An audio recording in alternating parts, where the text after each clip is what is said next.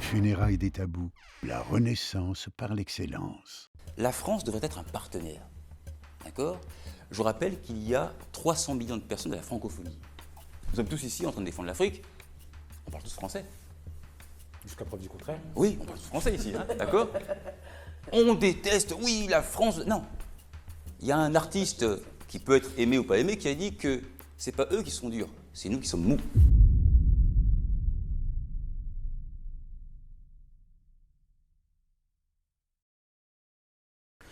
Otep, shalom, salam, bonjour à toutes et à tous. J'espère que vous vous portez au moins aussi bien qu'un voile intégral à Louis Vuitton ou qu'un camion de CRS devant une mosquée du 93. Bienvenue dans les funérailles des tabous, votre émission désormais hebdomadaire qui, bien conscient, comme nous impose et nous le rappelle Steve Biko, que l'arme la plus puissante du dominant, c'est l'esprit du dominé, s'est donné pour mission de permettre à un maximum d'afro de se dominer soi-même pour ne plus être dominé, de dominer par la pensée et non plus par l'émotion. Et ce, dans la perspective de répondre à l'injonction posée par Frantz Fanon, à savoir participer à la renaissance de la communauté afro, mais par l'excellence. Autrement dit, très loin de la victimisation et encore plus loin de la passivité autodestructrice. Je ne cesserai de le répéter, vos marques d'encouragement, vos sollicitations, vos likes, vos abonnements sont notre carburant. Ils nous animent et nous permettent d'aller de l'avant, tant il est vrai que la route est encore longue. Au nom de toute l'équipe, vraiment, je vous remercierai jamais assez. Aujourd'hui, nous allons aborder une thématique, un brin atypique, mais qui pourtant structure les relations mondiales depuis que l'humanité existe, depuis que les sociétés s'interpénètrent. Et pour ce faire, j'ai l'honneur, la chance d'être accompagné de la globe-trotteuse des journalistes, chère Alicia. Bonsoir Herman. Bonsoir, comment vas-tu? Ça va très bien et toi? Ça va, merci. Alors, avant de vous présenter, ou du moins de laisser le soin aux invités de se présenter comme il se doit, pour ma part, je vais prendre le soin de planter le décor avec un brin de délicatesse. De Jules César à Donald Trump, en passant par Cancan Moussa, Pablo Escobar, la famille Bush, Kadhafi, Patrice Talon et j'en passe, une même réalité parcourt l'histoire. Le bras de fer se joue entre le pouvoir économique et le pouvoir politique. L'un obéit à l'autre qui obéit à l'un, dans un cercle parfois vicieux, parfois vertueux. Certaines guerres étant des braquages à ciel ouvert. La question à ce titre qui se pose aujourd'hui à la jeunesse, qui parfois est prise par une forme de désenchantement, qui ne croit plus en la politique, qui ne jure que par l'entrepreneuriat.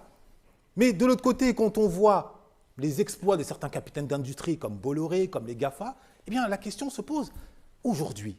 Est-il préférable pour peser lourdement sur le destin collectif de s'investir sur l'entrepreneuriat ou en politique? Pour y répondre, ou pour en tout cas vous apporter des éléments de réflexion, mes invités vont m'accompagner avec force et intelligence. Cher frère, bonjour. Bonjour, bonjour Je te laisse Herman. le soin de te présenter. Merci beaucoup, merci pour l'invitation. Donc c'est Alain Semevo. Je suis entrepreneur en e-commerce. Donc j'ai des marques en e-commerce en Russie et en France.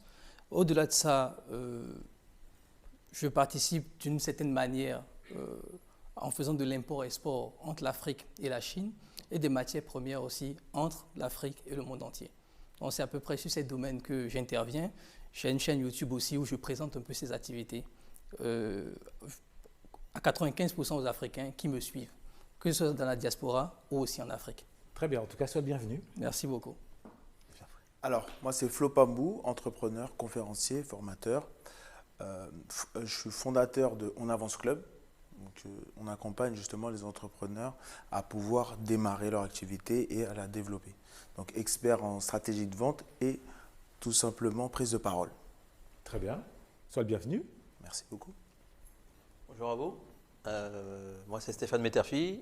Je préside une association qui s'appelle Débarquement Jeune, où on travaille plutôt sur la levée des talents dans les banlieues en France, à titre bénévole depuis plus de 30 ans. Et à côté de ça, je fais une mission diplomatique des relations entre la France et l'Afrique. Très bien, je te remercie. Bonsoir à vous, je suis Willy Arnaud Mboupa, je suis le président de Diploma Sport, qui est une société qui forme l'ensemble des acteurs du sport et de l'industrie du sport dans le monde entier. On est présent dans le monde entier et je suis très heureux d'être ici, très heureux. En tout cas, merci à tous de nous avoir rejoints. Alors, je pense qu'on dresse le même constat autour du désenchantement à l'égard de la politique, certes qui est beaucoup plus marqué en France que nulle part ailleurs, et qui gagne la jeunesse. Quel est, vous, le regard que vous portez justement à l'égard de l'activité politique? A-t-elle encore un sens à vos yeux? Qui veut se lancer? Là, c'est vraiment ouvert, la parole est libre. Parce que tu t'es adressé. C'est vrai, c'est vrai. C'est pour ça que j'ai précisé autant pour moi. La parole est ouverte. Qui veut se lancer? Alors, moi, je pense que la politique, je pense que nous, en tant que jeunes, les entrepreneurs, pour moi, ceux qui se lancent ne doivent pas attendre quelque chose des politiciens, mais par contre, on pourrait travailler ensemble. Donc, je pense qu'en effet, l'État, si on a des services qu'on peut apporter, on peut trouver, bien sûr, quelque chose à faire avec les politiciens, je pense. Je pense que rien n'attend d'eux, mais on peut travailler avec eux. Très bien. Qui veut poursuivre? Personnellement, j'ai un avis un peu, je ne dirais pas forcément différent de la politique, mais si on parle de développement et quand on compare par rapport à plusieurs autres pays, je pense que la politique est vraiment, en tout cas les leaders politiques ont un gros rôle à jouer. Ils doivent, au niveau, par exemple, du côté administratif, c'est-à-dire mettre en place un terreau assez fertile pour que les entrepreneurs derrière viennent se greffer à cela pour faire évoluer les choses. On l'a vu dans plein d'économies, que ce soit chez les Émiratis ou en Chine, par exemple, et même quelque part aussi en Occident. On a vu quelque part que c'est la politique qui a insufflé d'une certaine manière, avec certaines décisions, le développement, entre guillemets, et derrière, les entrepreneurs viennent se greffer à ce volet-là.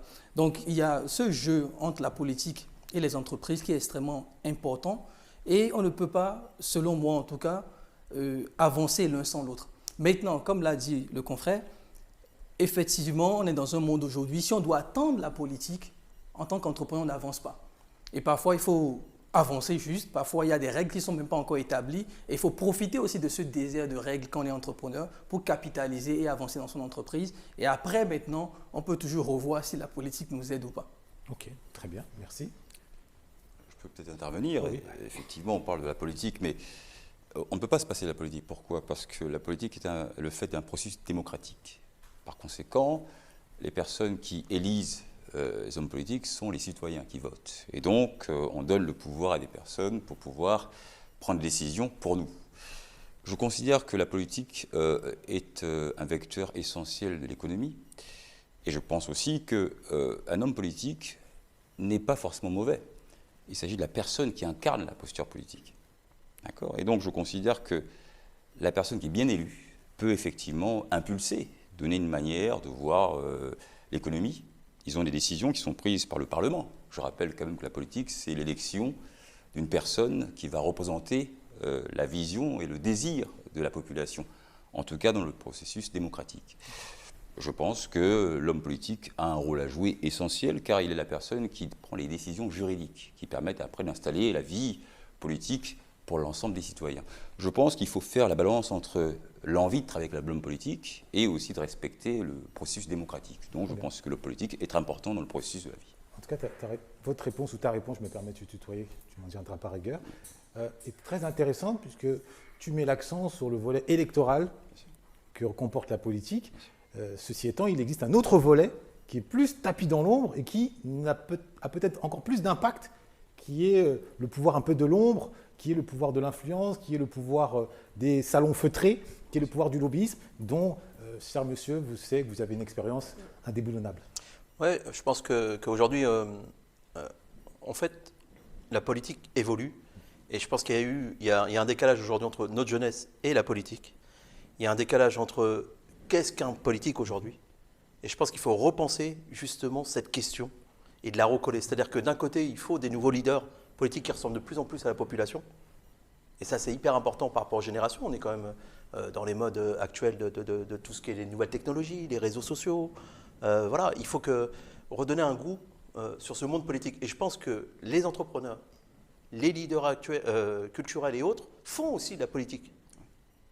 Qu'elle soit culturelle, associative ou autre.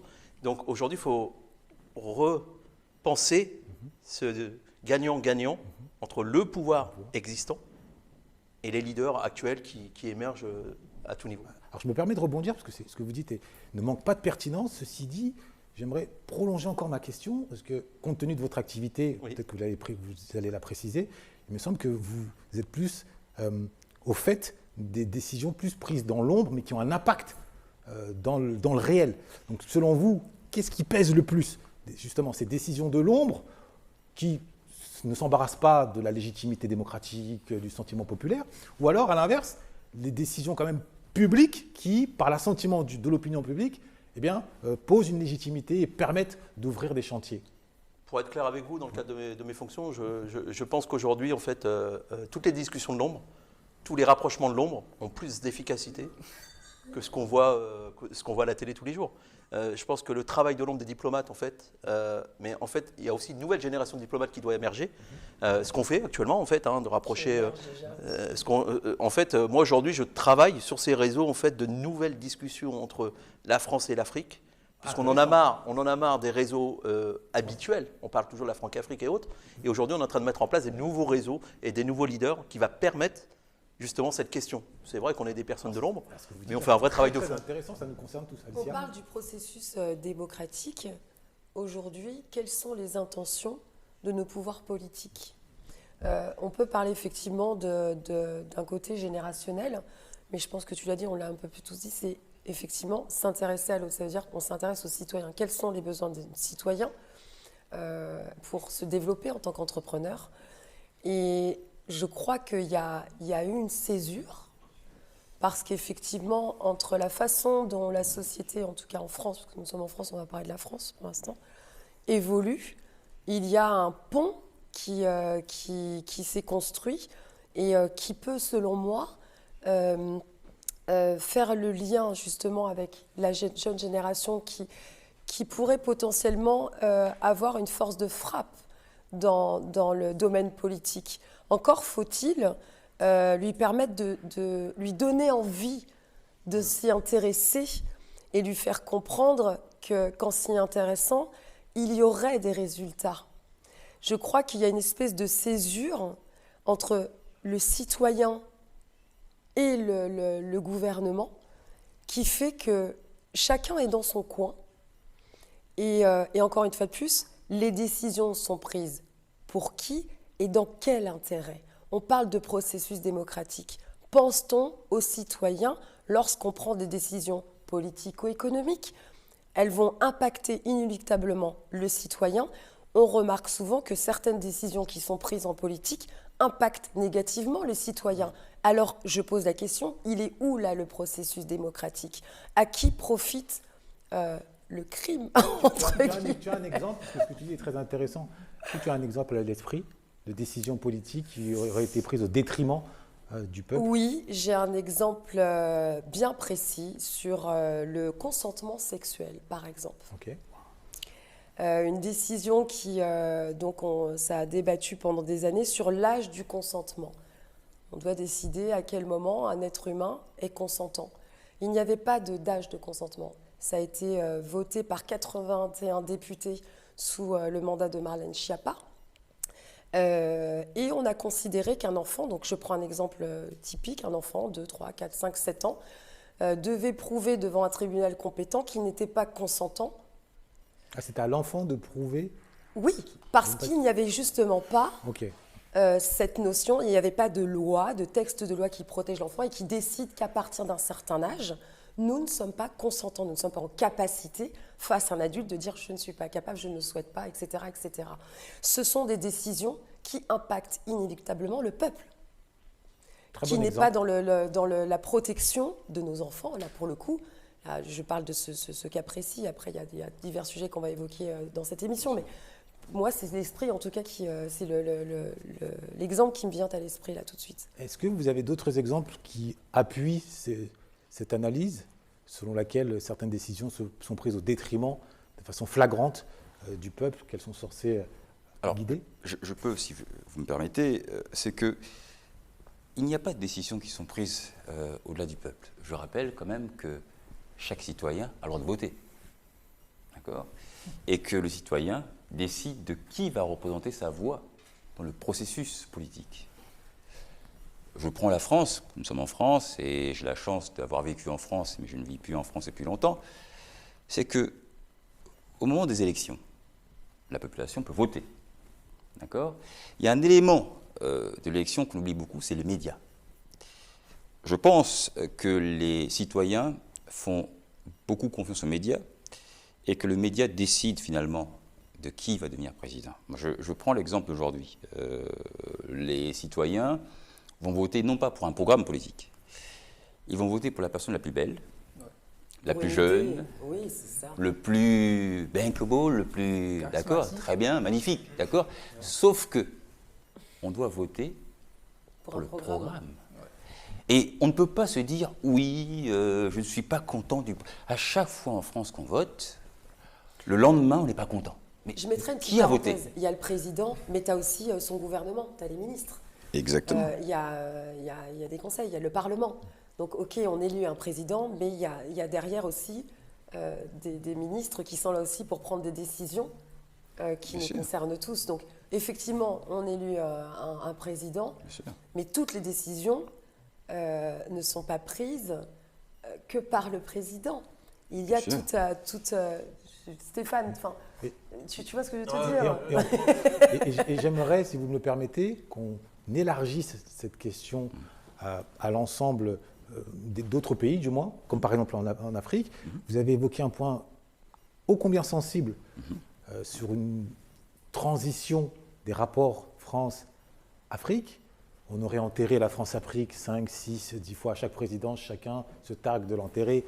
Au final, on s'aperçoit que sur le terrain, ce n'est peut-être pas déjà le cas. Est-ce que vous pouvez nous en dire plus concernant vous, ce que vous voyez dans vos fonctions? Est-ce que vous sentez une volonté réelle de rentrer dans une logique plus win-win, très loin des pratiques néocoloniales qui avaient cours compte tenu de certains accords léonins votés de force par certains présidents? On le ressent aujourd'hui parce que, en fait, ce qu'il faut comprendre, c'est que quand on parle de Franc-Afrique, en fait, les décisions prises en France arrivaient à un certain niveau d'élite dans nos pays africains, Sénégal ou d'autres pays. Ça s'arrêtait à un différent niveau.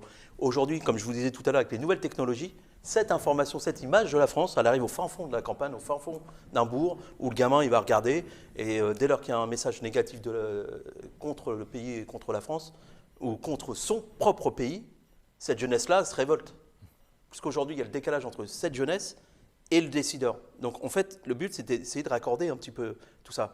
Et l'objectif aujourd'hui, il est que c'est ce qu'on pousse, c'est ce qu'on fait, c'est qu'aujourd'hui, la France regarde l'Afrique autrement et la regarde en purement 50-50 et non pas 80-20, 80-70 dans les richesses, dans les... Vous avez un exemple, s'il vous plaît, parce que je ne vous cache pas que cette affirmation soulève quelques doutes au sein d'une jeunesse. Donc, est-ce que vous avez un exemple factuel d'une décision qui a été prise et qui est vérifiable, qui attesterait que cet esprit gaulliste, cet esprit néocolonial, pour ne pas dire esclavagiste, est en train d'être enterré, à défaut de l'être définitivement, en tout cas, est en train de l'être? Je vous donne un exemple, ce qui s'est passé en Centrafrique, par exemple, où à un moment donné, la Centrafrique a pris un peu de distance avec la France. Oui. Tout simplement parce que la France s'est dit quoi? Elle s'est dit qu'elle a laissé la place aux Russes. Elle s'est dit, nous, on n'est plus dans le game. Et en fait, ce n'était pas vrai. Parce qu'il y avait ce manque de communication. Et quand moi-même, j'ai rencontré le président Touadéra, on a rediscuté de cette question. On a remis les cartes sur la table, puisqu'il ne faut pas mélanger les questions purement sur le terrain. Et je crois qu'il y a une déconnexion entre les décisions et ce qui se passe sur le terrain. C'est pour ça que des personnes comme nous, on va d'abord aller voir ce qui se passe sur le terrain. Il faut aller sentir, voir. La décision, elle se prend des fois dans des bureaux. Elle se prend parce qu'on connaît l'Afrique à travers un livre. C'est pas ça la vie. La vie, c'est d'aller voir les vraies personnes. Et tout doucement, on a rééquilibré en fait la discussion. Et aujourd'hui, M. Touadéra est comme ça avec M. D'accord, je vous redonne la parole dans quelques instants.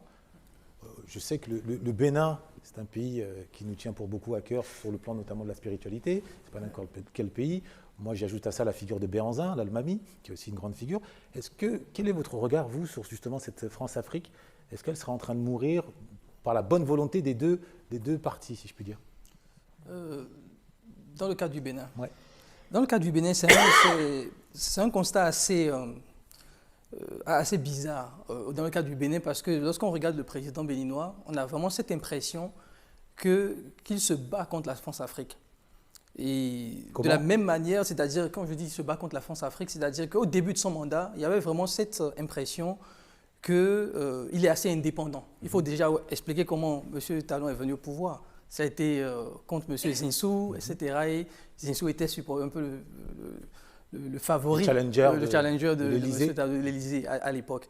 Donc du coup, quand il vient au pouvoir, il y avait ce côté où tout le monde s'est dit que M. Talon est contre la France-Afrique. Et il vient avec sa force économique. Et il vient avec sa force économique, c'est un entrepreneur de base, etc. Voilà, on ne peut pas l'acheter, etc. Donc il y avait vraiment cette impression. Maintenant, après, tout au long de son mandat aussi, et par rapport à certaines décisions, il y a vraiment ce sentiment de se demander, est-ce qu'il n'y a pas ce rapprochement finalement? Parce que lorsqu'on prend le cas du Mali, etc., le Bénin a quand même ratifié tous les accords par rapport au Mali, par exemple. Oui. Et du coup, il y a eu des mesures de restriction. Ces restrictions, le Bénin a fermé son port pour le Niger, il faut le dire. Donc, à un moment donné, on se pose la question, pourquoi on va voter des lois et que le Bénin va respecter en sachant que derrière, on parle de l'influence de la France sur la CEDEAO, par exemple, etc. Donc, il y a tout ça qui fait que c'est un peu ambigu au niveau de la situation du Bénin. Maintenant, après, par rapport à comment le président Talon gère le pays ou par rapport aux actions qui sont sur le terrain, ça, on peut dire qu'il y a eu une grande avancée à ce niveau. C'est vrai? Oui, il y a une très grande avancée. Un exemple? Si vous allez à Cotonou aujourd'hui, vous ne reconnaissez pas Cotonou. Okay. Comparé il y a encore 8 ans, par exemple. Donc, il y a de grands travaux sur le terrain. Et administrativement, c'est beaucoup évolué le Bénin aujourd'hui. Presque toutes les procédures administratives, même la création d'entreprises se fait en ligne aujourd'hui. Il y a beaucoup de choses qui ont été dématérialisées. Et il y a ce terreau quand même pour les entrepreneurs où on sent quand même qu'on peut avancer et qu'il y a des décisions politiques qui sont assez intéressantes à ce niveau-là. Maintenant, donc un vent nouveau d'optimisme et au service du plus grand nombre. Exactement. Okay. Moi, personnellement, par rapport à la France-Afrique ou tout simplement à l'Afrique, je vais être un peu direct. Tant que moi, j'ai pas vu quelque chose qui fonctionne pour l'instant. Au moins, alors, peut-être qu'au Bénin, après moi, je suis jamais allé au Bénin, mais peut-être qu'au Bénin, actuellement, ça commence à fonctionner. Mais ce que je suis en train de dire, ça va prendre du temps pour moi. En tout cas, je pense que la politique, oui, c'est nécessaire, bien évidemment. Pardon, ton regard se porte sur quelle région? Moi, ça me porte à peu près sur toute l'Afrique. Parce que regardez ce qui se passe aujourd'hui. Sur toute anglophone, francophone, peu importe, toute l'Afrique. Pour moi, anglophone, c'est encore autre chose. Mais pour moi, il y a la liberté clairement totale. Enfin, je ne vois pas Alors, il y a de l'amélioration dans certaines choses, bien sûr. Je ne peux pas dire non, mais je trouve que ça ne fonctionne pas dans le sens où les gens, ils ont toujours faim. J'ai vu il n'y a pas longtemps, je ne sais plus si c'était au Ghana, des personnes à qui on a donné à manger, c'est une vidéo qui circulait, et ils ont rendu les sacs de riz qu'on leur a ramenés pour dire non, on cherche du travail. C'est fort. À partir de ce moment-là, je ne peux pas trop m'avancer parce que ce que je vois, en tout cas, c'est pas... Après, parfois, l'arbre cache la forêt. Est-ce que le verre n'est pas... On peut toujours voir le verre à moitié plein, à moitié vide. Aussi. Est-ce qu'on a des stats? Est-ce qu'on ne sait pas? Parce que la misère existe partout. Si on va à Paris, à la Chapelle, on va tomber sur des crackman. Est-ce que c'est représentatif de la France? C'est pour ça qu'on peut discuter. Effectivement. J'aimerais revenir sur la notion de France-Afrique. Parce que c'est une notion qui est utilisée à tort et à travers. France-Afrique. À tort et à travers. Oui, je trouve que c'est une notion. Je peux peut-être choquer. Allez-y, vous êtes là pour ça. Mais en tout cas, pour être franc, on enterre des tabous. La France-Afrique n'existe pas. La France-Afrique n'existe pas? Je vais vous dire pourquoi. Alors, pour vous, c'est quoi la France-Afrique? C'est une conception, une création politique, marketing, médiatique. C'est juste une relation de pouvoir. Vous avez deux entités. Il y a une entité qui est plus forte que l'autre, donc qui peut installer un système de domination. Et donc, n'oubliez pas qu'en Afrique, dans tous les pays francophones, anglophones, dans les pays d'Afrique en général, il y a un système politique en place. Il y a des présidents, il y a des électeurs. Des électeurs. Oui, il y a des électeurs. Des gens qui vont mettre un vote dans les urnes. Sauf si vous me dites qu'il n'y en a pas. Et donc, le président d'un pays, je prends l'exemple du Niger, par exemple, du Mali, du Sénégal, du Gabon. À la fin, il y a un président qui a une armée. D'accord? Aujourd'hui, la position de l'Afrique qui se dit « la France nous domine ». Est-ce que vous pensez que le président russe est dominé par qui que ce soit? Personne. Pourquoi? Parce qu'il a la bombe nucléaire. Parce qu'il a mis les conditions de la sécurité de son pays. Et si vous n'avez pas mis les conditions de la sécurité de votre pays, vous êtes faible. Donc vous êtes, à mon sens, À la merci. à la merci de tout prédateur extérieur. Le monde est brutal, pardonnez-moi. D'accord. Je me permets, oui, mais alors du coup, t'en quel est prie. le rapport c'est ça, j'essaye de- entre le fait qu'il n'existe pas de France-Afrique, de cohésion France-Afrique? L'Afrique a un rapport avec la France déjà depuis l'esclavage.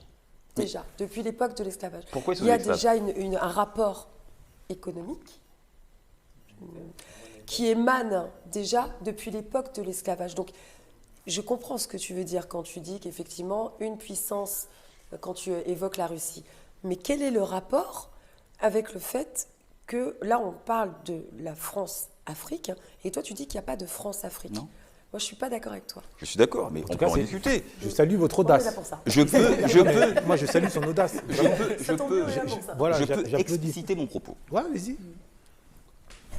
Parce que c'est Un une pays- incroyable vraiment nouveauté. Je sais très bien, et là parfois, je ne veux pas choquer, hein, mais je parle de la réalité objective. Ok. D'accord? Un pays, c'est quoi? C'est une nation, une armée, Pas toujours, hein. Mais bon, oui. en général. Ouais. Une nation, une armée, un peuple. Et un pouvoir économique. Aujourd'hui, on prend l'exemple de la Russie. D'accord? J'aime bien prendre la Russie parce que la Russie a été mise à terre par l'ensemble des pays occidentaux et aujourd'hui, on essaye de... Je ne suis pas un défenseur de la Russie. D'accord? Vous auriez le droit, hein. Personne ne Mais, vous accorde pour ça. mais c'est un pays souverain où on essaye de mettre des sanctions incroyables sur la Russie, ça ne marche pas. Parce que la Russie a protégé sa famille.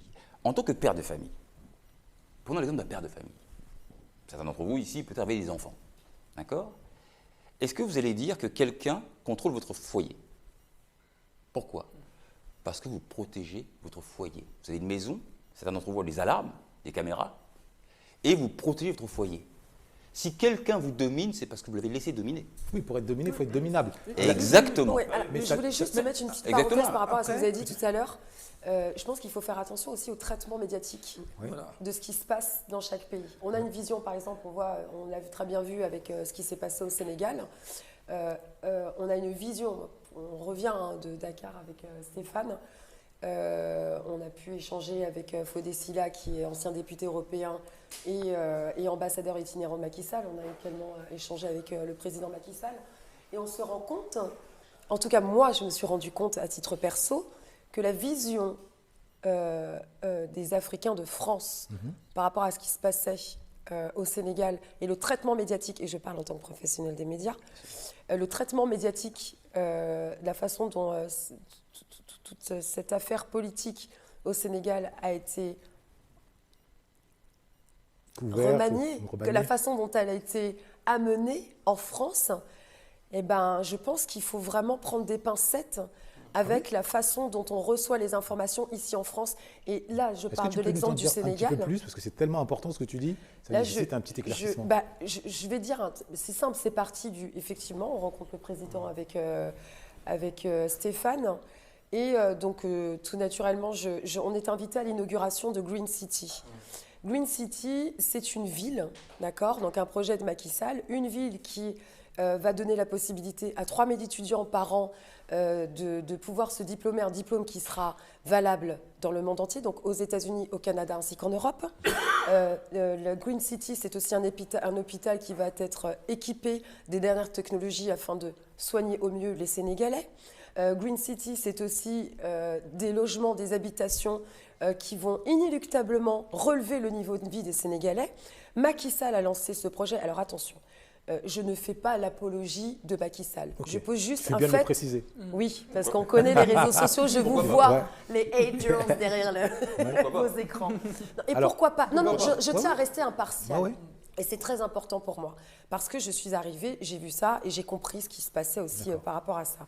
Et il y a aussi effectivement, Macky Sall, quand il a lancé ce projet, il était déjà à la fin, il a fait 2 mandats, il ne peut pas se représenter, on sait tous, d'accord. Il savait très bien qu'il n'allait pas le voir la fin de ce projet en sa qualité de président. Il a fait des choses pour le peuple sénégalais. J'ai discuté avec mon oncle, qui est formateur dans la pêche. D'accord. Il forme des pêcheurs. Il m'a dit, ma fille, je parle à des Sénégalais qui vivent et qui vivent sous le mandat de Macky Sall depuis 14 ans. On parle de 2 mandats de 7 ans, 14 ans. Donc ce que tu nous dis, c'est que Macky Sall ne serait Ce que pas je dis, l'ogre non. électoral Ce que que les je- médias essayent essayent Ce que je de dis, c'est dépeindre. qu'il faut être un peu plus mesuré. Ok. Quant aux propos, j'ai reçu des commentaires. Tu soutiens la dictature et patin couffin. Modérez vos propos et surtout, allez vous renseigner sur ce que un gouvernement, il faut aller sur place. On est d'accord. Et c'est trop facile de juger. Et encore une fois plus, ce qui est très dangereux, c'est le traitement médiatique. Ok, c'est vrai que l'expérience est la mère de la science. Et donc, si je te suis bien, tu as applaudi, limite, tu as presque sabré le champagne à la sortie de Sonko. Non, j'ai salué. Non, c'est pas ça. Non, je demande. Non, non, non, non. Ok. Le champagne, c'est Attention, Herman. beaucoup, quand même. Le champagne, c'est beaucoup, Non, non, quand non, même, ça n'est pas ça que je dis. Ce que je dis, c'est que il y a, je pense, des chefs d'État.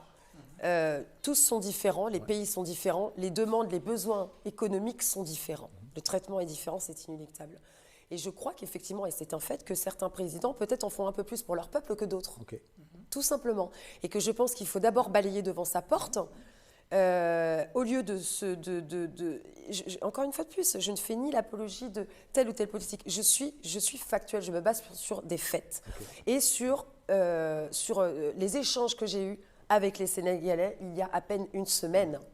Quand je dis encore une fois de plus, je vais reciter mon oncle parce que c'est un Sénégalais qui vit à Dakar depuis plus de 50 ans, qui, comme je rappelle, est formateur qui nous dit, écoute ma fille, tu sais, voilà, effectivement, il n'est pas parfait, mais enfin, il fait quand même pas mal de choses pour le peuple. Il m'a donné des exemples concrets sur effectivement des financements qu'il a mis en place pour pouvoir permettre à des personnes qui voulaient se former dans la pêche. Il a pris voilà, il y a beaucoup de choses qui ont été mises en place. Et comme je dis, en fait, c'est ce traitement médiatique aussi auquel il faut faire attention. J'invite les gens, et c'est pour ça qu'aussi Internet, ça peut être intéressant, effectivement, les forums, les réseaux, pour échanger, mais intelligemment, avec des arguments. Aller chercher l'information à la source. C'est la base d'un journaliste déjà. Mais j'invite les gens parce qu'on est dans une société où on est tous journalistes, on est tous photographes, on est tous machin. c'est vrai, c'est Eh ben, vrai. faites les choses dans ces cas-là jusqu'au bout et allez demander au peuple directement. C'est vrai. Et moi, par exemple, quand je parle quand il m'arrive de me lancer dans des logorées autour du Cameroun, on me demande toujours, oui, mais est-ce que toi tu vis au Cameroun? Bon, parfois je dis, bon, c'est vrai que je suis un peu un touriste en toute sincérité. Est-ce que toi tu passes régulièrement du temps au Sénégal? Non, Ok. très clairement, non. Je ne passe pas beaucoup de temps au Sénégal pour des raisons personnelles. J'ai eu l'occasion d'y retourner et j'en étais très heureuse. Et c'est ce qui m'a permis justement aujourd'hui de parler ainsi. Parce que j'avais moi aussi ce préjugé, et pourtant je suis journaliste, parce que je me suis intéressée plus ou moins, et je le reconnais, à la situation, parce que chacun a ses préoccupations, encore une fois de plus, etc. Maintenant on en débat, je suis allée sur place et j'ai constaté. Et je me suis dit, tiens, c'est intéressant parce que tout ce que je vois en télé, etc., je pense qu'il faut nuancer. Et qu'il faut faire attention, et encore une fois plus, et ce pour tous les conflits, enfin, oui. Alors, juste parce que ce qui a été dit est d'une importance tellement capitale, je te cède la parole juste après, mais pour m'assurer qu'on ait tous bien compris ce qui a été dit ici, que la France-Afrique, grosso modo, n'existe pas. n'existe pas. Donc, Ça, c'est mon avis. vous, qui est le mieux placé parmi nous ici, pour pouvoir y répondre, est-ce que vous validez Peut-être. cette analyse ou pas? En fait, qu'est-ce qu'on appelle la France-Afrique déjà? Exactement. Dans un premier temps. Deuxième temps, Alors pour vous, qu'est-ce que la France-Afrique? en fait, c'est de loin. Ouais. On demande toujours à la France l'avis de prendre une décision dans son propre pays. Et on a pu voir comment que ça évolue. Oui. C'est vrai qu'il y a eu un système qui a été installé. On en parle toujours. Mais aujourd'hui, en fait, Ah, pour vous, c'est juste un cabinet de conseil, en gros. non. En gros, parce que moi, personnellement, moi, je ne suis pas spécialiste comme vous, alors là, jamais de la vie, je me prévalerai de cela. Néanmoins, de mes petites connaissances, quand j'entends France-Afrique, j'entends Silviano Olympio, par exemple. Le président du Togo, Ouais. qui est assassiné, j'entends une vingtaine de chefs d'État qui ont trouvé la mort parce qu'ils risquaient d'entraver Les le intérêts précaré Les intérêts. de la France, les intérêts. Les intérêts. Donc, la France-Afrique, c'est ce rapport de force violent et, j'allais dire, cynique. Toi, c'est ta définition de C'est la pour ça que France-Afrique, toi, Herman. Ouais. Comme- Non, mais je pense qu'on parle de France-Afrique, mais maintenant, il faut parler Afrique-France. Ok, crois qu'il faut intéressant. Donc, inverser. il y a eu un basculement. Inverser Ok. tout doucement cette tendance. D'accord, Il y a eu cette tendance, oui, et moi, je la vois évoluer différemment. d'accord, Mais il faut comprendre qu'un système est installé, oui. et même si ça évolue, Mhm. il y a beaucoup de personnalités encore africaines qui lèvent la main pour demander l'avis à la France. D'accord. Voilà. Ah, le, Et je l'ai constaté. le fameux complexe d'infériorité que j'évoquais au début. L'arme la plus puissante Exactement. du dominant, c'est l'esprit du dominé. Et on va céder la parole. Ça m'a été demandé tout à l'heure, Oui, il voulait rebondir. Je voulais rebondir sur ce que les Ouais. deux confrères ont dit par rapport au Sénégal et aussi par rapport à la France-Afrique. Je comprends très bien ton point de vue. On est dans un monde brutal. Exactement. Et c'est pour ça que tu dis que la France-Afrique n'existe pas. Parce qu'à un moment donné, il faut se rendre compte de la réalité que la France joue son rôle. Et que lorsque quelqu'un a un pouvoir sur toi, il ne faut pas s'attendre que subitement il va devenir gentil, il va faire du win-win, etc. Donc je comprends pourquoi tu dis que ça n'existe pas. Mais après, comme l'a dit aussi Herman, il ne faut pas non plus oublier que ce rapport de force, à chaque fois où il y a eu des présidents africains qui ont voulu renverser ce rapport de force et qui ont demandé quand même à un certain moment un certain équilibre, que la réponse a été assez violente quand même. Et c'est ça aussi, quelque part, quand on parle de France-Afrique. C'est cette réponse violente qui fait qu'aujourd'hui, parfois, je vois que nos politiciens ont peur. Et voilà, et on a eu, dans l'exemple de Kadhafi, etc., où beaucoup de politiciens, enfin, de décideurs politiques ont voulu régler le problème plutôt, Notamment par l'économie. voilà, D'être indépendant économiquement. de façon africaine. C'est-à-dire que l'Afrique elle-même résolve le problème libyen. Et on a eu le résultat derrière. Et quand vous avez tout ça, et comme on le dit aussi, bon, la plus grande âme, c'est l'esprit du dominé. Quelque part, je pense que certains présidents ont cette peur de se dire, si je fais telle action, le retour va être violent. Et on le voit avec aujourd'hui le Mali, le Niger, le Burkina, que quelque part, il y a ce renversement et avec des leaders aujourd'hui qui refusent totalement et veulent voir d'autres partenaires quelque part. Mais on voit toutes les magouilles qui sont faites de l'actualité politique, la manière dont Sur la c'est question traité. libyenne, c'est intéressant. Si la France ne s'en était pas mêlée, où en serions-nous aujourd'hui? Sur la question libyenne. Oui, par rapport à Kadhafi, on sait tous ce que Kadhafi voulait faire. Qu'est-ce qu'il Non, voulait faire? moi je ne sais pas ce que vous On ne sait pas ce qu'il voulait faire. Vous ne savez Qu'est-ce qu'il pas voulait ce qu'il faire? voulait faire. Ok, il voulait créer une monnaie, il voulait voir. J'aimerais intervenir. Oui, quand même. Si vous le voulez. Il voulait excusez-moi. créer une monnaie, Oui. mais c'est un point important. C'est un sujet tellement important. sur les On va- relations je vous promets qu'on va France-Afrique. revenir dessus. Je vous garantis qu'on va revenir dessus. C'est juste que le frère, je pense qu'il a un sentiment à nous, Alors, ouais, nous partager. Tout à l'heure, tu disais que les politiciens, justement, ont peur. Ouais. Moi, je Selon pense moi. que, selon toi, et je pense que je suis d'accord avec toi, justement, et sur ce point-là, ce que je voulais aborder, c'est que s'ils sont politiciens, pour moi, hein, pour toute l'Afrique, ceux qui veulent et qui ont pour vocation de devenir politiciens doivent être prêts à mourir Sacrifice pour leur patrie. Merci. D'accord. Donc ça me fait... Ah oui, Non, mais c'est très bien ce qu'il vient de dire. parce que c'est le don qu'on t'a oui. donné de devenir politicien. Bah, bien sûr. Donc, Bah, voilà. tu dois prendre en charge un pays. Non, c'est très bonne remarque, me permet de te poser juste une question.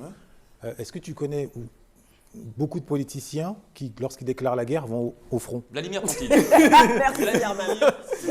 simplement la décision. Vladimirovitch Poutine. Il y a aussi, Il a peur de personne. moi, je ne l'ai pas vu, mais c'est les décisions qu'ils prennent. Ah, voilà. Ok. Les décisions qu'ils prennent. Oui, mais une décision, Ah, c'est vrai c'est pas qu'avant, ta les- vie personnelle. Tu n'engages pas ta vie personnelle, tu es dans un bureau, tu dis que tu donnes des ordres. Ah, pas Oui, Poutine. mais il faut quand même prendre une décision. Pas Poutine. Oui, non, mais là, tu parlais du sacrifice suprême. Oui, Bah oui. ça veut dire. Non, mais le sacrifice personnel. Mais Oui. tout à l'heure, il Oui. disait qu'il y a des présidents qui étaient. Ils ont étaient peur. tués. Oui. Ils ont été morts. Je pense que même toi, tu l'as dit. Donc, ils ont été peut-être prêts à mourir. Tu penses? Bien sûr. Il y a- Bah, je pense que. Bah, si, ils sont- parce qu'ils Oui, sont allés Il termine sa phrase et après, Ouais, Willy. Ils sont allés contre justement certaines règles qui étaient établies Oui. et on a dit qu'ils sont morts. Oui. Donc quand on va contre les règles, parfois, ce qui se passe, et ce que tu as dit tout à l'heure, on meurt. D'accord. Donc je pense qu'il faut qu'il y ait plus de personnes qui soient prêtes à mourir pour leur pays quand ils prennent le pouvoir.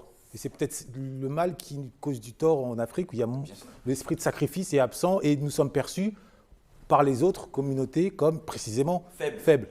Parce qu'on n'a pas ce sens du sacrifice. Contrairement par exemple à la communauté arabo-musulmane. Par exemple. Ça, je ne sais pas, mais Oui. j'ai l'impression que eux, Ouais. aujourd'hui, il y a beaucoup de personnes qui pensent à eux-mêmes Oui. qu'à leur. Non, mais ton sens du sacrifice est important. C'est ce que je pense. Ouais. En fait, Willy, Willy. tu es chef d'entreprise. Ouais. Je sais que tu as des aspirations politiques au niveau du Gabon. J'aimerais connaître ton degré d'abnégation si demain tu accèdes au pouvoir et à la présidence du Gabon. Quel va être ton degré Il se redresse. Il se redresse. La présidence, rien que ça. Je vais parler de manière assez simple, hein, Oui. mais directe. Allez-y. Mon cher confrère et frère vient d'expliquer un truc très simple. Vous briguez la puissance et le poste suprême. Bien sûr, c'est pas confortable, hein, parce qu'on est habitué à aller dans les Champs-Élysées avec son fils qui prend des bouteilles de champagne à 25 000 €, bien sûr, c'est pas pareil. Sauf que quand on est le président d'un pays, on est le représentant de l'ensemble de la population.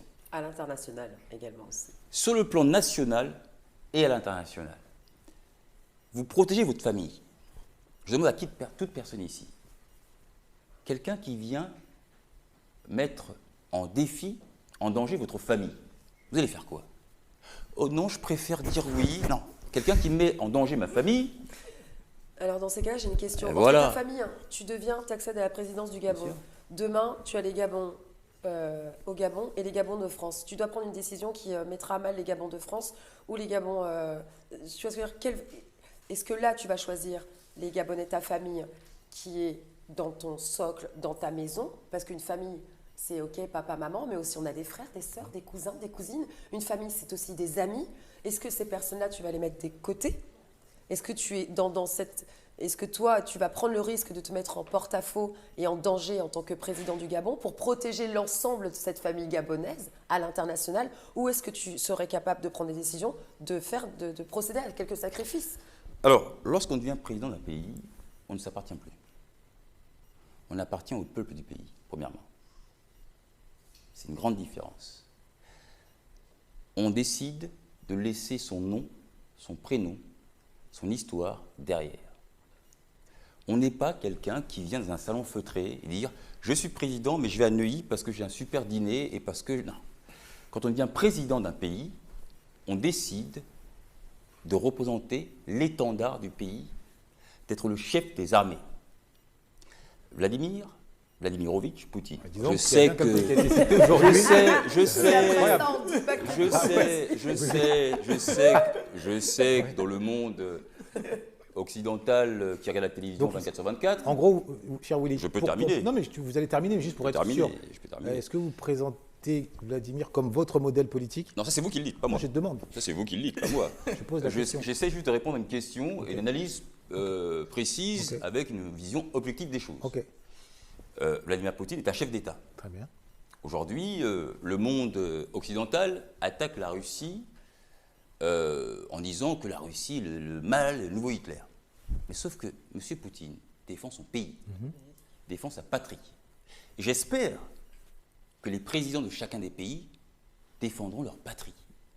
Et malheureusement, je ne dis pas ça, je ne vise personne, mais un président, ce n'est pas quelqu'un qui est là juste pour être sympathique, aller dans un salon, un dîner. C'est quelqu'un qui a juré sur la constitution du pays, de défendre son pays. Je rappelle aussi, notre cher collègue le disait, que quand on devient président, on est dans un monde brutal. D'accord? Et que vous allez dans la jungle. Nous venons tous d'Afrique. Beaucoup d'entre vous venons d'Afrique. Je suis né en Afrique, né au Gabon de père et mère. D'accord? Né au Gabon de... De père et mère. D'accord. Gabonais. Et que lorsqu'on décide de représenter un pays, on prend les avantages, les dîners, restaurants magnifiques, etc., et les inconvénients. D'accord. Le problème que je peux avoir avec certains leaders, c'est qu'ils prennent les avantages, mais ils ont peur, comme je l'indiquais tout à l'heure, la peur. Comment peut être président et avoir peur? Donc c'est comme dans un mariage, quoi. On dit pour le On meilleur. prend oublie ce qui le va pire. avec. Ok. Et donc, Et pour un revenir président… sur votre filiation, parce que, Oui. pardonnez-moi, vous en prie. vous êtes éloquent, donc on pourrait vous écouter. Merci habituellement. beaucoup. C'est vous qui le dites, je le prends comme un compliment. Hein, c'est mon anniversaire aujourd'hui. je le prends comme un compliment. Simplement, il y a une réalité propre à l'Afrique, Oui. et vous semblez être parvenu à l'enjamber, et moi ça Bien sûr. m'intrigue, la réalité du tribalisme. Vous dites un président appartient à un pays. Or, dans beaucoup de pays d'Afrique, le président appartient d'abord à son ethnie. Donc comment Changer de président? C'est pour ça. Comment vous, par exemple, vous êtes issu de quelle ethnie, par exemple? Alors je ne vois pas l'ethnie, moi. Ok. Je suis l'issue de l'ethnie Massango et Miéné, Oui. mais je suis gabonais, Ok. de la nation du Gabon. Ok. Et donc moi, si, par la grâce de Dieu, alhamdoulilah, par la grâce de Dieu, si je devais aller au pouvoir un jour, et ce n'est pas mon but aujourd'hui, je suis quelqu'un chef d'entreprise qui essaie d'aider les Africains en général, on est partout dans différents pays d'Afrique, mais si j'avais la chance de pouvoir participer au pouvoir gabonais, de quelque manière que ce soit, je n'ai pas une vision précise du président, mais je décide de laisser mon corps à la patrie. Donc tu es dans l'abnégation, faire passer les besoins des autres avant les tiens. Je suis faire Mais- passer les besoins du pays, pas de ma famille. Oui, quand je dis des autres, oui, du pays, mais ce que Exactement. je te posais tout à l'heure comme question, c'est entre ta famille gabonaise au Gabon et la diaspora gabonaise. Si tu avais un choix à faire à un moment donné, tu vois ce que je veux te dire? J'ai le choix d'une seule personne, de chaque personne qui est gabonais dans le monde entier, qui a la nationalité gabonaise, qui a la filiation gabonaise. Et voilà comment chaque président de chaque pays devrait fonctionner. Je considère qu'il y a un principe qui est très important, la souveraineté. Bon, la France a abandonné sa souveraineté depuis très longtemps. D'accord? Mais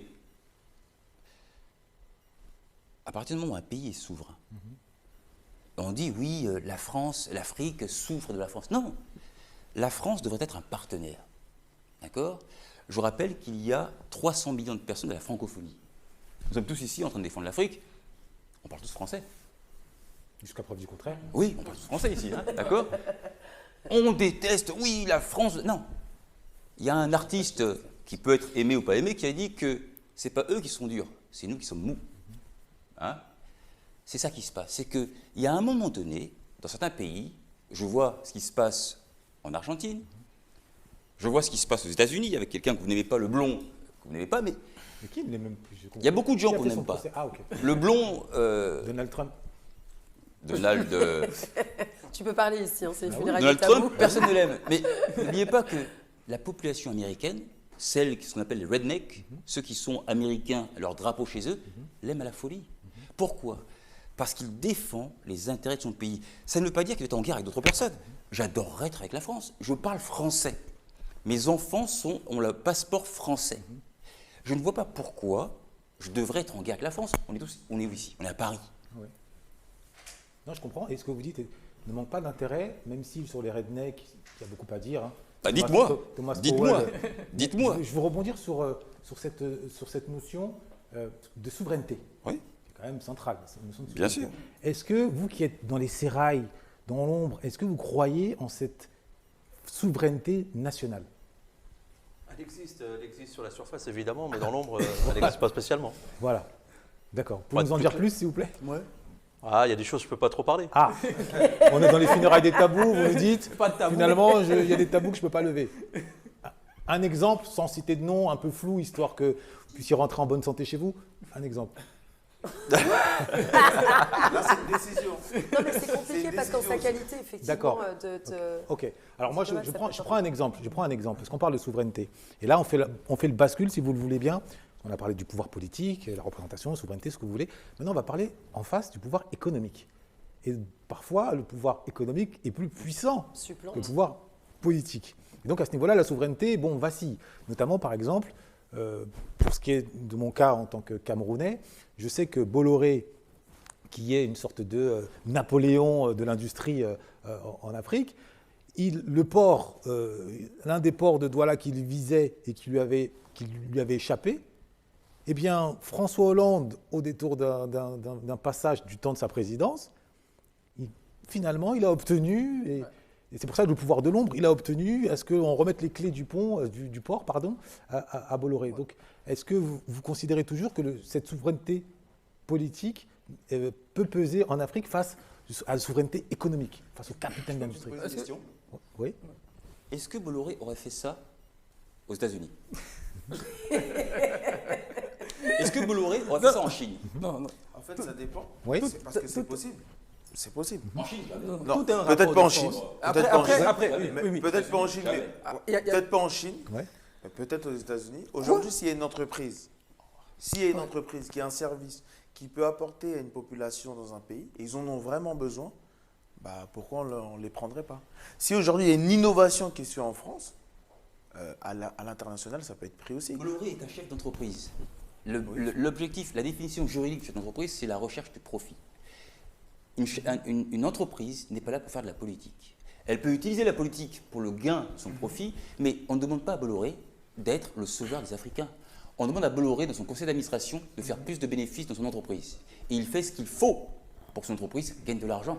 On ne peut pas demander à Bolloré d'être le sauveur des Africains. C'est pas son métier. Non, là, c'est pas ce que je disais. Ouais. Ce que je disais, c'est que si on a un service qui est innovant, quelqu'un qui est en France, qui a un service qui est innovant, les États-Unis peuvent aussi, parce que l'objectif c'est de faire des bénéfices, les États-Unis peuvent mettre les moyens nécessaires, peut-être même s'il y a un appui politique, peut mettre les moyens nécessaires pour pouvoir prendre ce service et pouvoir l'amener dans leur Ça pays. dépend. Donc moi, c'est je pense, possible. je pense très sincèrement Ouais. que ça Tu avais dépend parce terminé qu'il y a des Ça- services. ouais, ouais. Attends, juste il termine.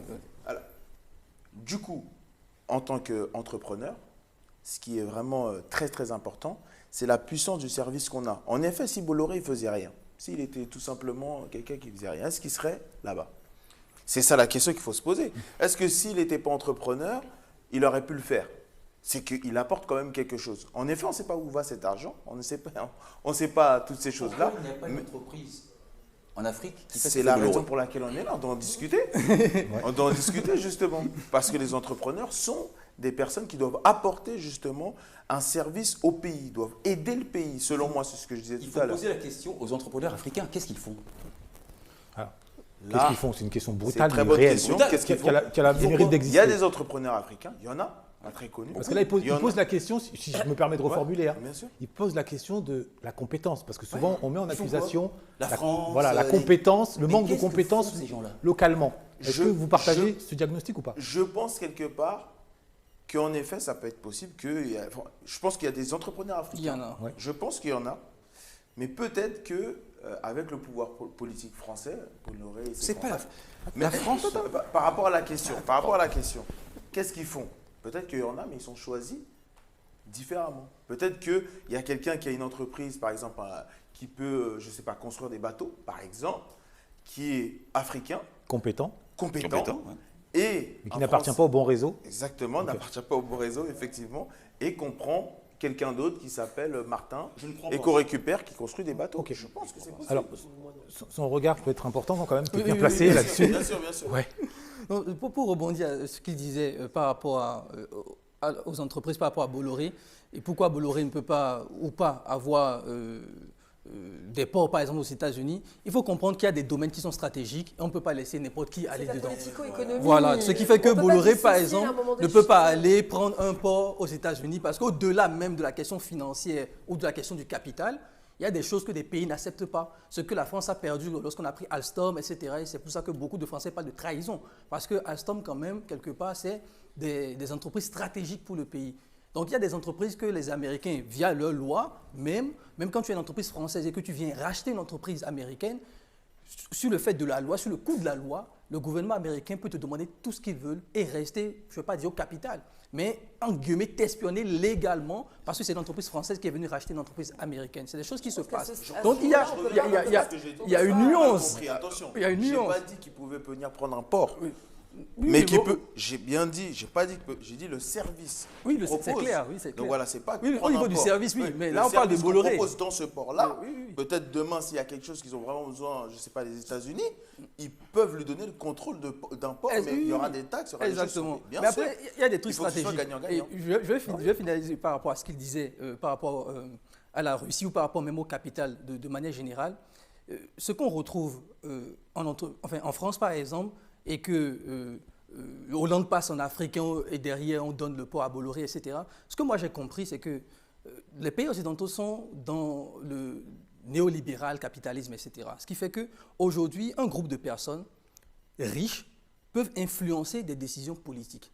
Ou, on le voit aussi, des médias qui appartiennent à des personnes riches peuvent pousser en avant tel ou tel président qui, derrière, doivent give back. Ils doivent redonner quelque part, d'une certaine manière. Qui est dépendant Et de souvent, j'ai même remarqué que la le politique président d'un d'économie ou pays, économie surtout dans les politique. pays occidentaux, le président agit sous forme de VRP, vendeur représentant plastique. Voilà. C'est son rôle, en fait. Et Donc, est-ce que lorsqu'il tu prend... penses, pour prolonger, qu'on a assez d'hommes de cet acabit, comme monsieur, Oui. justement, qui peuvent, de façon discrète, paye pas de mine, mais avoir, par leur connaissance, par leur entre gens, avoir ce pouvoir-là d'influence sans pour autant être Tu milliardaire. fais référence à qui, Herman? Comme ils sont Excuse-moi.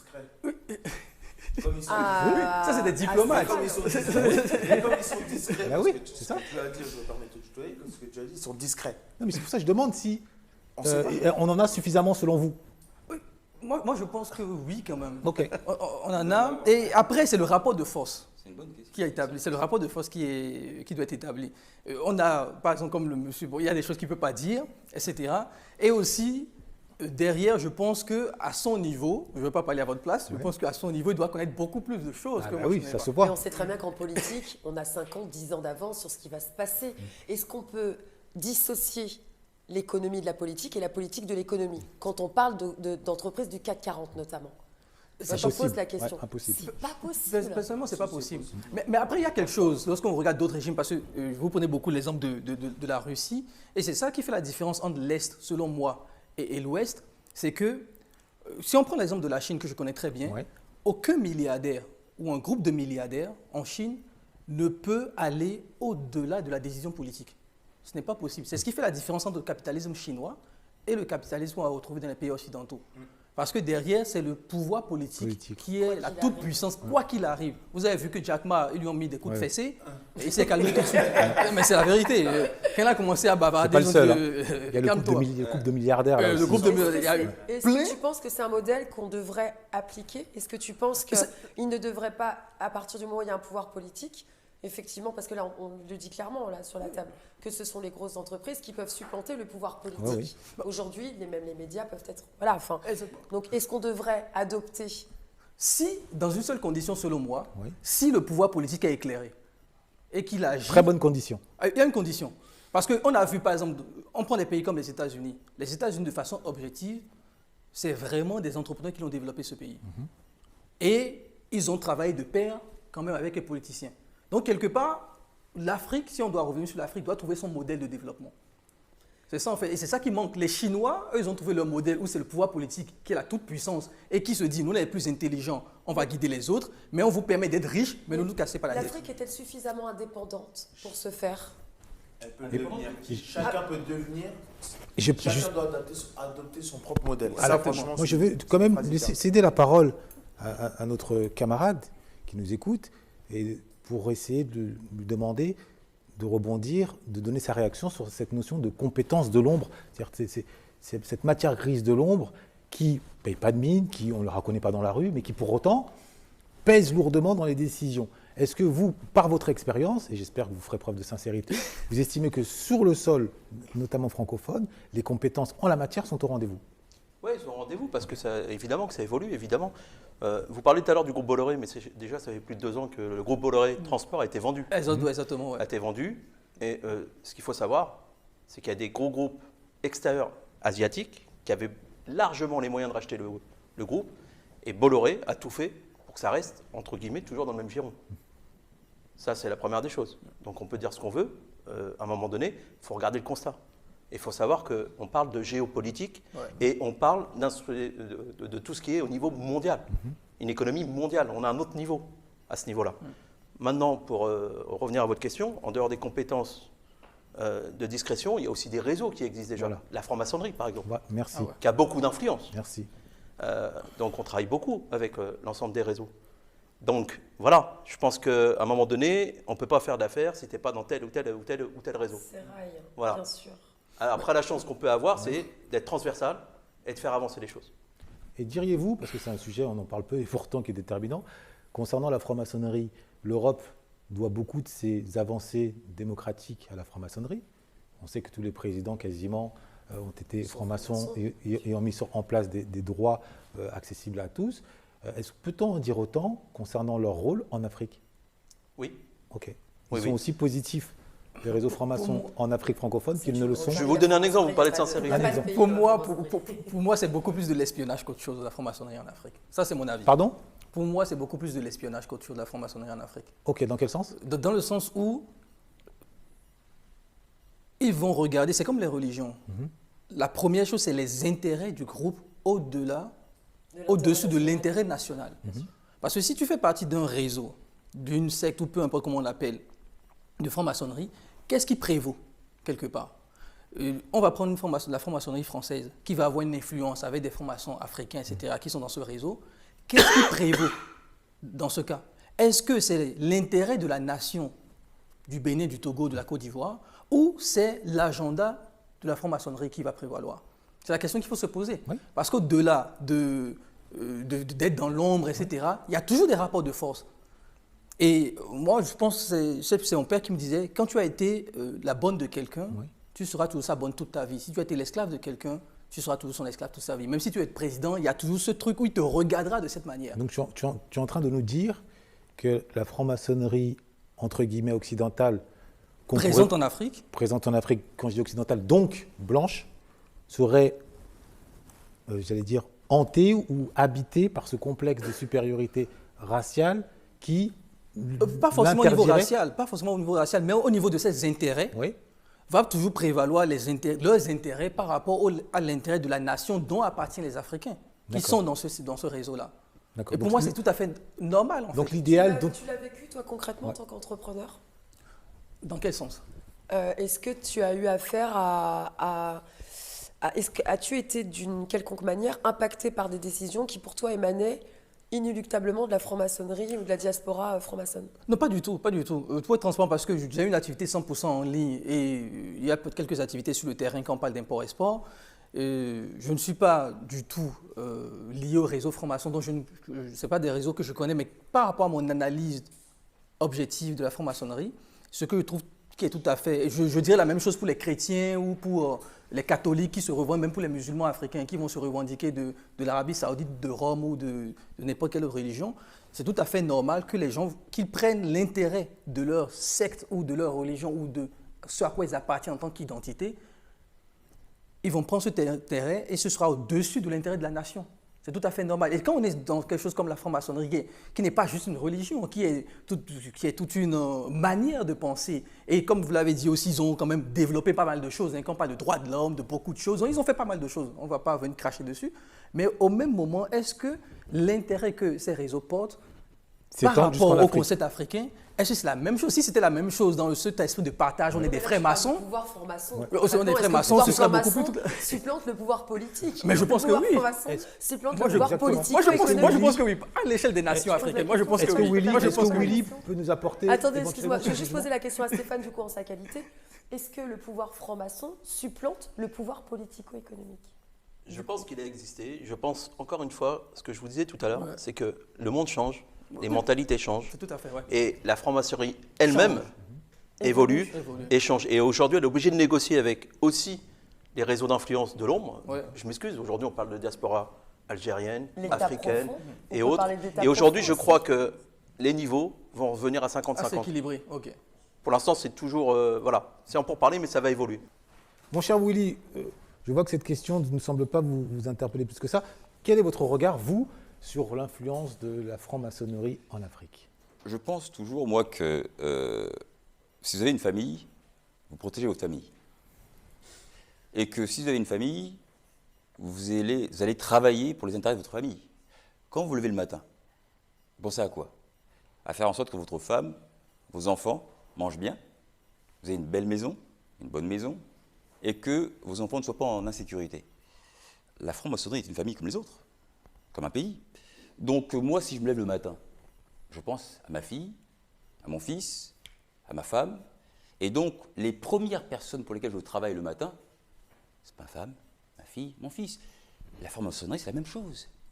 Et quand je vous parlais tout à l'heure d'État, quand on se lève le matin, la France travaille pour l'État français.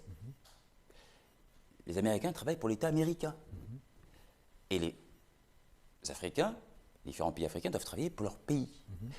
Ça n'empêche pas qu'on puisse travailler ensemble. Est-ce que vous vous souvenez de ma question?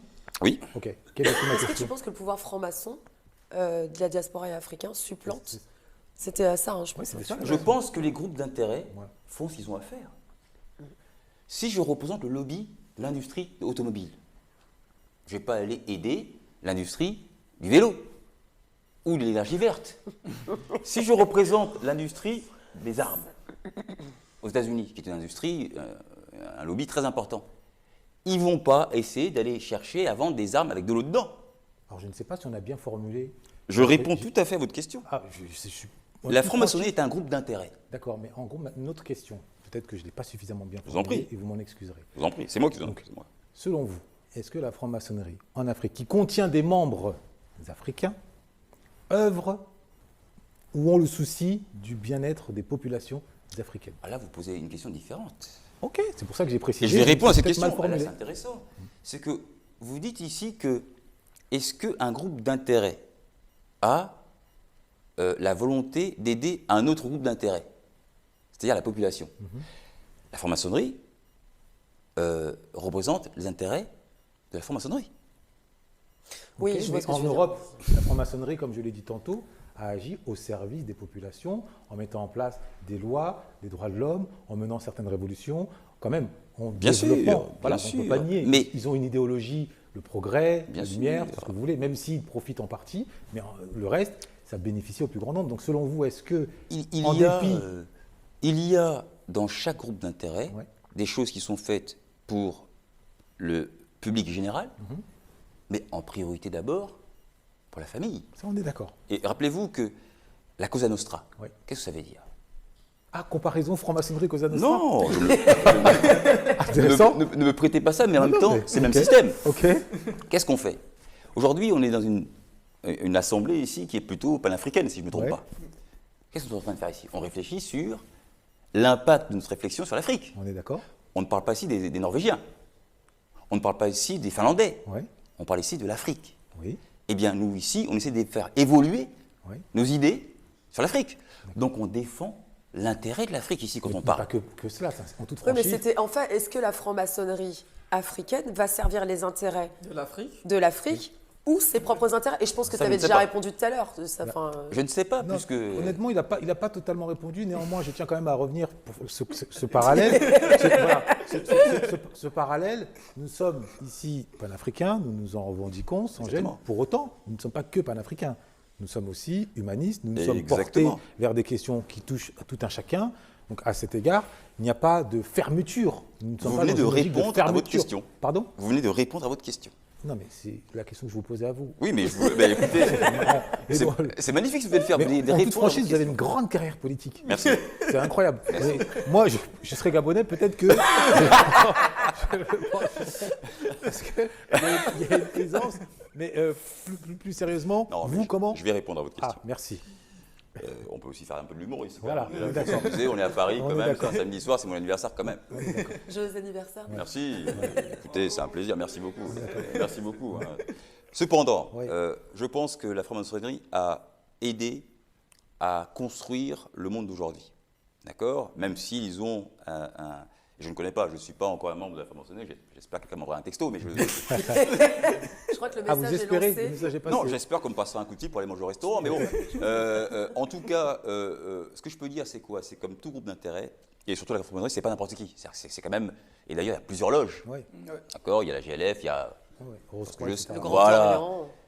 Mais ce que je veux dire, c'est quoi? C'est que la franc-maçonnerie, en général, pour avoir connu quelques amis, c'est qu'ils ont une vision, c'est mon avis à moi, d'accord? Ils ont une vision qui est tribale, premièrement, mais qui a aussi un rayonnement général.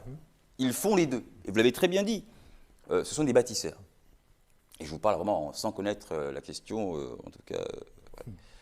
Si, c'est l'intention au départ de la franc-maçonnerie, Voilà. c'est des bâtisseurs. bien Ils sûr. sont des bâtisseurs et aujourd'hui nos villes, ce qu'ils ont fait c'est énorme, ce qu'ils ont fait, mine de rien, il faut quand même regarder les choses. Cependant, ils ont aidé dans différents développements de la société. Vous parlez de la laïcité par exemple. La laïcité est un élément aujourd'hui qui est revendiqué en France et peut-être ça déplaît à personne d'être laïque. D'accord? Voilà. Mais la France est devenue laïque peut-être sous l'impulsion des formations. Quand on parle des Lumières, les Lumières est un mot, alors je dis ça sans connaître la question de manière précise et profonde. Cependant, les Lumières viennent aussi d'une impulsion de la franc-maçonnerie. Donc, c'est vrai que dans l'opinion publique, on a une vision négative, totalement négative, parce que les personnes qui ont une vision négative ne connaissent pas. Comme beaucoup de nous tous. Ils ne Vision sont pas complotiste même. complotistes, Et bien je reviens sûr. sur le Bien traitement médiatique aussi des choses. Hein. Bien, les médias ont un rôle On très reviendra important. sur Le cas du Très Sénégal. Alors, là, Je prends cher, on moi, va je opérer- pas digéré. Ça y est, je s'il sais vous plaît, déjà. on va opérer légèrement un petit atterrissage et notamment se focaliser sur une ultime question en lien avec l'époque moderne. Quand on voit que sur le plan politique, grosso modo, les grandes décisions ont été prises en termes de loi, en termes d'infrastructure, est-ce que finalement, et qu'on voit qu'en parallèle, le pouvoir de l'IA, le pouvoir de la finance ont émergé, quand on entend le pouvoir de Vanguard, notamment de BlackRock, en définitive, aujourd'hui, s'il faut conseiller à la jeunesse qui souhaite agir efficacement sur le plus grand nombre, ne doit-on pas leur conseiller plutôt de s'orienter vers ces domaines qui aujourd'hui ont entre leurs mains le pouvoir? Klaus Schwab, quand il organise à Davos, il réunit les puissants dans le monde, il est au-dessus d'un Macron, il est au-dessus d'un Biden. Voilà, Bilderberg. Donc, quel est votre regard là-dessus? Moi, je pense qu'aujourd'hui, pour moi, la jeunesse, que ce soit, là, je parlais d'entrepreneuriat, parce que c'est ce que je connais le mieux, ils peuvent faire beaucoup de choses économiquement, c'est juste qu'ils ont peur. Aujourd'hui, je trouve qu'il y a beaucoup de personnes qui ont vraiment peur. D'accord. Donc, on revient sur la peur dont on parlait tout à l'heure. Les gens aujourd'hui, ils sont vraiment beaucoup dans la spiritualité, dans la prière, on peut parler de plein de choses, hein, mais ils n'agissent pas. Ok. Donc, dans ce que je vois, c'est qu'aujourd'hui, il y a beaucoup de personnes, au lieu de prendre leurs responsabilités, vont fuir leurs responsabilités. Donc, il y a des idées qui peuvent même leur arriver et ils ne vont pas se donner les moyens. Mais par contre, quand on parle à ces personnes, je pense qu'on en connaît tous, ils disent tous que je veux réussir. Ok. Mais que fais-tu pour? D'accord. Que fais-tu pour? Et c'est ça le problème. Moi, c'est contre quoi je me bats aujourd'hui. Parce que je trouve qu'il y a beaucoup de laisser-aller, on va dire, et surtout beaucoup de peur. Sachant que parce qu'il y a beaucoup de personnes de chez nous, ou autres, sont beaucoup dans la spiritualité. Donc, sont beaucoup en train de prier, très bien. Mais malgré tout ça, il ne se passe rien. Ils ont peur. La peur, il y a une phrase qui est hyper forte, c'est la peur, en fait, c'est le contraire de la foi. On est d'accord? Donc, tu pries, mais tu n'agis pas. Alors qu'en réalité, il faut aller vers la peur. Justement, quand on traverse la peur, c'est ce qu'on appelle le courage. Quand quelqu'un a peur et il y va quand même, c'est ce qu'on appelle le courage. Donc aujourd'hui, moi, ce que j'appelle à cette jeunesse, qui soit en Afrique ou en Europe, de pouvoir vraiment prendre ses responsabilités, aller affronter les peurs. Et je pense que si les personnes affrontent leurs peurs, c'est là que derrière, ils verront leur grandeur à eux-mêmes. Donc c'est un hommage aux migrants, par exemple. Que ce soit... D'une certaine façon. Non, mais non.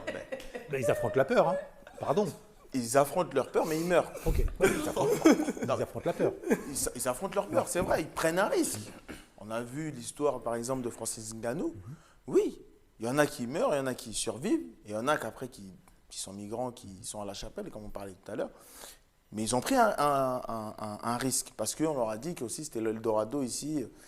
Donc je pense que s'ils mettraient cette même énergie dans leur pays, je sais que c'est difficile, et je sais que c'est difficile, hein, je ne dis pas que c'est facile, s'ils mettaient cette même énergie qu'ils mettent pour venir ici sur Paris ou en France, dans leur propre pays, je pense qu'ils auraient des résultats exceptionnels. En tant que probable, en tout cas on le souhaite, futur président, quel message ou quel regard portez-vous sur ces migrants, sur cette jeunesse qui, plutôt que d'affronter la peur localement et éventuellement soulever des montagnes et développer des projets petit à petit, décide, porté par cet imaginaire d'Eldorado européen, de plier bagage? Alors déjà, moi, je pars du principe que je suis né au Gabon, de père et mère gabonaise, et que j'ai été emmené par ma famille en France à l'âge de 10 ans. Et donc, je n'ai pas fait le choix de venir en France. Cependant, je me suis retrouvé en France. Il y a deux possibilités. Soit je pleure toute la journée en disant que je suis la personne la plus triste du monde et qu'on est des tristes et que les Français sont plus... Ou alors, j'embrasse mon parcours et j'en fais quelque chose. Je pense que on a un espèce de semblant victimaire incroyable. D'accord? Moi, je fais partie des jeunes Gabonais qui étaient pauvres au Gabon. D'accord? Je suis né, je mangeais un repas par jour, je n'avais pas de chaussures. Donc les jeunes migrants sont dans la victimisation? Pas des migrants, je ne parle pas des migrants. Je parle en général, en fait, des pays du Sud. Okay. Et parce que j'en viens, donc je ne peux pas parler, je parle de ce que je connais, moi. Okay. Et vous avez vu, je ne suis pas très gros, hein, pour l'instant. Et parce que peut-être que je n'ai mangé qu'un repas par jour. Cependant, on m'a donné la chance d'arriver en France, un pays où je peux faire des études, je peux apprendre des choses. Parce qu'on parle beaucoup de la France, on dit la France m'a donné ce que je suis aujourd'hui. Ouais. La France m'a donné ce que je suis. Mais alors, On est aujourd'hui à Paris. Cher Willy, qu'on se mette bien d'accord, personne n'a fait le procès Non, mais- de diaboliser la France ici. Non, pas du tout. Mais mais ce que je quand dis, même c'est préciser. que... Non, ce que je dis, c'est quoi? C'est que on peut très bien réussir et faire en sorte de faire bouger les lignes depuis l'Afrique. Ah, voilà ma réponse, ok. Depuis l'Afrique. D'accord. On n'a pas besoin... Nous, on n'a pas choisi. Ce sont nos parents qui nous ont amenés ici. Avec le recul, si j'étais en Afrique, j'aurais fait la même chose. D'accord. Je pense que pour les personnes que ce soit en Afrique, que ce soit en Asie, ils peuvent... Je rappelle que les États-Unis est un pays de migrants. Ils ont créé un pays extrêmement puissant avec des gens qui viennent de Pologne, de Russie, d'Allemagne, d'Écosse, d'Amérique du Sud. Et donc je pense que... Avec des bâtonnets grillés aussi. Oui, bien sûr, bien sûr. Mais regardez ce qu'il y a aujourd'hui. Non, bien sûr, pas de problème. Mais n'oubliez pas que le monde est un rapport de force. Ça ne changera jamais, ça. Ça ne changera Et jamais. que répondez-vous à un jeune migrant qui vous entend Ouais. et qui vous dit, ok, pas de problème, échangeons nos places? Moi, j'ai gagné ma place. Non, J'ai s'il mis ma vous dit, place. voilà, nous, parce que souvent, hein, on a des cousins, des cousines au pays qui nous demandent telle ou telle aide, et nous, on leur fait comprendre, et qui veulent venir, et nous, on leur fait comprendre, non, ici, tu sais, c'est pas tout rose, ici, on ramasse pas l'argent, bats-toi localement. Ouais. Et ils ont toujours cette phase extraordinaire. Bah, si c'est si terrible que ça, pourquoi toi, tu rentres pas? Bah, Et c'est vrai que là, je suis souvent sans voix. Je dis, ah, en effet. Je veux répondre. Ouais. On a parlé avec Thiom Yang. On a eu la chance de discuter avec Thiom Yang, qui est un garçon exceptionnel, et qui est certainement l'un des modèles d'Afrique, au Sénégal. Il a fait ça depuis où? Depuis le Sénégal. D'accord? On est d'accord? Depuis le Sénégal. Il n'a, évidemment, notre ami a été quelqu'un de très important, mais il n'a pas eu besoin, en fait, d'émigrer en France. Il l'a fait depuis le Sénégal. Si on regarde quelqu'un comme Macky Sall, on peut dire ce qu'on veut, un grand président, mine de rien. Il l'a fait depuis le Sénégal. Si on parle de Steve Biko, j'ai lu et j'ai compris quelle était votre influence là-dessus, et c'est la mienne aussi. Hein. Ils l'ont fait depuis où? Si on parle de Nelson Mandela, ils l'ont fait depuis où? Ils l'ont fait depuis la terre qui les a vus naître. Il est important d'éviter, jeunes Africains qui ont la puissance de l'Afrique. L'Afrique est un continent exceptionnel. Ils peuvent faire ça depuis chez eux. Thomas Sankara a fait ça depuis chez lui. Et donc je pense que l'Africain doit se dire aussi, je dis l'Africain en général, parce que l'Africain n'existe pas. Le Camerounais est différent du Gabonais, le Gabonais est différent de l'Ivoirien. Cependant, on forme la communauté africaine, je dirais plutôt. On peut faire des choses depuis chez nous. D'accord. Voilà. Bonne ode, en tout cas, au volontarisme et à la prise en Je Je main pense qu'on peut soi-même. faire les choses depuis chez nous. Et justement, pour revenir sur ce que tu disais tout à l'heure, j'ai un ami sénégalais qui travaillait en tant que carreleur. Et il avait sa famille qui venait, qui venait à chaque fois au Sénégal. Dès qu'il les voyait, il lui disait « Ah, t'es bien ici ?» Parce qu'il avait 7 personnes qui travaillaient pour lui.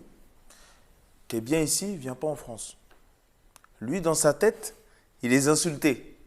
Il y a des oncles à lui, des cousins. Il voit qu'il y a un cousin qui est venu s'installer, même il s'est installé et il a créé son hôtel, etc. au Sénégal. Mais il s'est dit quand même que moi, il faut que j'aille là-bas. Parce que depuis petit, il a été formaté. L'imaginaire. Voilà, il a imaginé l'Eldorado, on ramasse les billets, allez hop, on attrape, hop. Et du coup, qu'est-ce qui se passe? Peu de temps après, même s'il vivait bien, il était bien, il a décidé de partir. Ok, merci. Il a trouvé le choix, il est parti, il arrive en France et maintenant il se sent triste. Il dit j'avais tout là-bas, j'étais quelqu'un. J'ai connu aussi une personne comme ça. Et justement, sur cet écho, vous, localement, alors, question subsidiaire, est-ce que vous êtes un peu en contact quand même avec les populations, vraiment la jeunesse localement? Comme je vous disais tout à l'heure dans l'introduction, moi je suis leader associatif Ok. en France. Et en 30 ans de vie associative, moi j'ai l'impression de voir plutôt l'immigration à l'envers. Voilà. C'est-à-dire que Merci. nos parents sont venus Ouais. pour construire la France. Et aujourd'hui, nos jeunes, qui ont fait des bacs plus 5, des bacs plus 2, plafonnent. Le fameux plafond Le de verre. plafond de verre. Et la chance d'avoir cette binationalité, de revenir dans son pays d'origine, créer sa richesse, créer de l'emploi, créer autre chose, lui permet d'avoir les deux cultures, lui permet d'avancer encore plus, parce qu'ici, en France, on se plaint toujours de la partie des charges sociales, la partie administrative, et je pense qu'aujourd'hui, cette immigration, entre guillemets, à l'envers, va aller de plus en plus en avant. Donc, tu es témoin direct de ce flux, Direct. de ce Back to Africa dont à fait. rêvait Marcus Garvey. Tout à fait. Pour des raisons plus Et avec la politiques. fierté en plus. Avec fierté. Avec fierté. Et Mais la fierté compétence, aussi et d'aimer la compétence. France. Et compétence. Exactement. La fierté aussi d'aimer la France. Ok. Exactement. Comment tu le vois, ça? Bah, on le voit parce que quand tu vas réussir dans ton pays d'origine et que tu reviens ici, tu es super fier. Tu es super fier d'aider tes potes aussi, ici, localement, parce que tu as créé une économie là-bas. Ok. Tu es fier aussi d'accompagner tes collègues de classe, tes collègues de promotion, tes collègues... Moi, je reparle encore. Aujourd'hui, c'est le réseau qui compte. D'accord. C'est de reconstituer ces réseaux, de les avancer et de les ouvrir au maximum à cette jeunesse. Donc le sentiment qu'on parle, vous savez, actuellement, le sentiment anti-français, tu ne l'as pas perçu dans le cœur de tous ces répats qui ne partent pas avec la rage au ventre en disant « pays de racistes, vous n'avez pas voulu de moi ». Non, encore une fois, je disais tout à l'heure Alicia, encore une fois, il faut beaucoup se méfier des médias. Ouais. Tout simplement. Ok. Je pense Et toi, que Alicia moi, je suis franco-algérien. Je suis fier de la France. J'ai été élevé en France. J'ai grandi en France. Parce que vous savez que ce n'est pas évident. Mais j'oublie pas mes racines algériennes, Je tout pense simplement. que les pays occidentaux sont beaucoup fantasmés. Je crois qu'effectivement, comme tu disais si bien, moi je suis née ici, mais j'aspire à travailler, à développer au Sénégal. Je vais même demander la double nationalité sénégalaise. Ce n'est pas pour rejeter mes origines françaises ou quoi que ce soit, il n'y a pas de souci. Mais j'ai envie de prendre ce que j'ai appris ici et de l'emporter là-bas. D'accord. Et je crois que vraiment, il faut arrêter de il y a aussi vraiment fantasme les pays occidentaux. Et c'est vrai que j'ai envie de dire, oui, on a un système de santé, patin coup fin. Et j'entends beaucoup dire, oui, mais il ne faut pas se plaindre en France. Mais moi, je ne veux pas regarder celui qui fait moins bien. Je veux regarder celui qui fait mieux. Regarde les pays scandinaves, que ce soit sur l'éducation, l'économie, etc. Franchement, on est à la ramasse, hein, clairement. Donc, à un moment donné, sans victimisation, je pense qu'à un moment donné, est-ce que moi, en tout cas, à titre personnel, en tant qu'entrepreneuse, parce que je suis en train de lancer des choses, etc., je me suis heurtée à mouliner, à bagayer. Et je trouve une résonance sur le continent africain qui me fait énormément de bien. On en discutait avec Stéphane. Et je me dis, bon, bah voilà, à un moment donné... Et quel a été ton déclic, le fameux « bon voilà » Bah justement, le fait que ça n'avance pas. Le fait, à un moment donné, je pense que je sais ce que je suis, je sais ce que je vaux, je connais mes idées, la force de ce que je suis en train de faire et de ce que j'ai commencé à bâtir déjà il y a quelques années. Et je vois bien qu'en France, c'est compliqué. D'accord. Et je le ressens profondément qu'il y a une cohésion qui se passe au niveau de la diaspora. Ça fait 20 ans qu'on me dit, Alicia, viens travailler en Afrique, viens travailler en Afrique. J'en ai toujours eu l'intention, mais je voulais arriver en Afrique avec une force que j'ai... Plus-value réelle. Une plus-value, exactement. Mais j'aurais voulu aussi quand même pouvoir... J'aurais voulu développer ici, au départ, ce que là je souhaite développer en Afrique. Ça a toujours été mon souhait de développer en Afrique. Mais j'aurais voulu pouvoir le développer en France aussi, en fait, parce que je suis aussi née ici. Mais je me rends compte que ouais, ça plafonne. Et que sans victimisation aucune, à un moment donné, la diaspora, et en plus je suis une femme, donc c'est pseudo à la fois plus difficile, mais en même temps plus facile, quelque part. Ouais. Et qu'est-ce que tu répondrais, parce que ce que tu dis est tellement vibrant, que ça en inspire plus d'un, beaucoup se tournent de plus en plus vers la terre-mère. Ceci étant, on nous observe parfois des remarques du type « Ah, mais en fait, parce que vous êtes sur le banc de touche là-bas en Europe, que vous voulez venir jouer sur notre terrain ».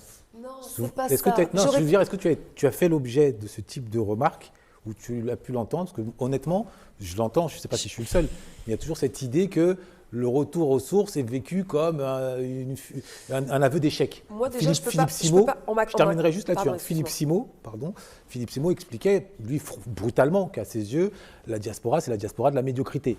Et que si on rentre en Afrique, c'est parce qu'ici, on mange des miettes, en gros. Je ne peux pas parler de retour aux sources parce que de toute façon, je suis née en France. Exactement. Déjà de base. Maintenant, je me rends compte qu'en France, il est compliqué pour la diaspora. Quand on est entrepreneur, quand on fait des choses, c'est compliqué. Je n'étais pas sur cet aspect-là de professionnel. Je suis journaliste, tu le sais. Et qu'effectivement, je développe. Au bout d'un moment, tu as envie de faire les choses parce que... Mais des programmes, même tu vois dans l'audiovisuel, on doit créer des programmes, on doit...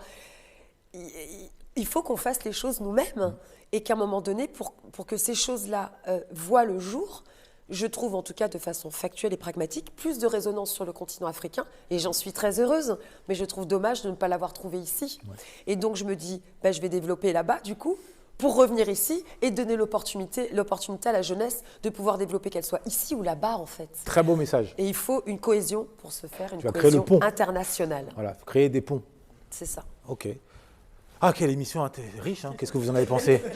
Intéressante. Il y avait l'homme de l'ombre là qui était tapis, mais qui nous a quand même apporté des très bons éclairages. Je vous remercie de votre présence.